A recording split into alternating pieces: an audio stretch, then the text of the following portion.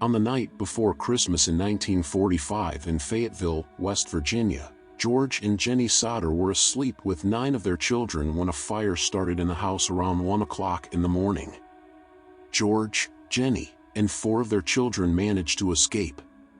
The remaining children, 14-year-old Maurice, 12-year-old Martha, 9-year-old Louis, 8-year-old Jenny, and 5-year-old Betty still remained in the house. Between the 5 of them, they shared 2 bedrooms located upstairs.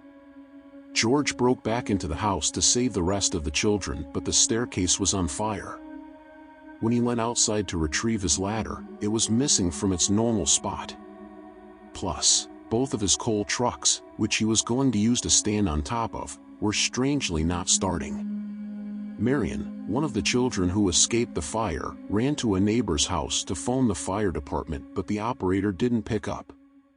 When another neighbor called, the operator failed to pick up the phone again. That same neighbor actually drove to town and found the fire chief in person, F.J. Morris, and told him about the fire. However, even though the fire station was located a mere 2.5 miles away from the house, the firefighters didn't reach the Sodder home until 8 a.m., 7 hours after the fire began. When they got there, the house was literally burned to ash. Authorities sifted through the ash to try and find the remains of the missing 5 children, but nothing was found, and they were presumed dead due to the fire. Morris suggested that the fire was so hot that it literally cremated the children's bodies, including their bones. While that theory sounds reasonable, it's not entirely accurate because even when flesh is burned away, bones are typically left behind. Additionally, there was no smell of burning flesh reported during or after the fire. The cause of the fire was deemed to be bad wiring, and the 5 missing children were issued death certificates. Soon after the fire, George and Jenny began to suspect that their children were not dead but instead kidnapped, and the fire was deliberately set as a diversion. In fact, George had the wiring checked earlier that fall by the power company, which had deemed the wiring in safe working order. While the fire was in progress, a woman came forward and said she saw all of the 5 missing children peering from a passing car.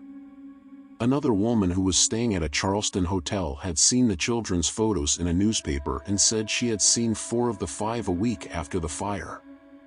The children were accompanied by 2 women and 2 men, all of the Italian extraction, she said in a statement.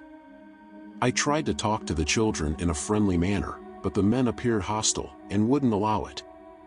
From the 1950s until Jenny Sodder's death in the late 1980s, the Sodder family maintained a billboard on State Route 16, with pictures of the 5 vanished children and offering a reward for information.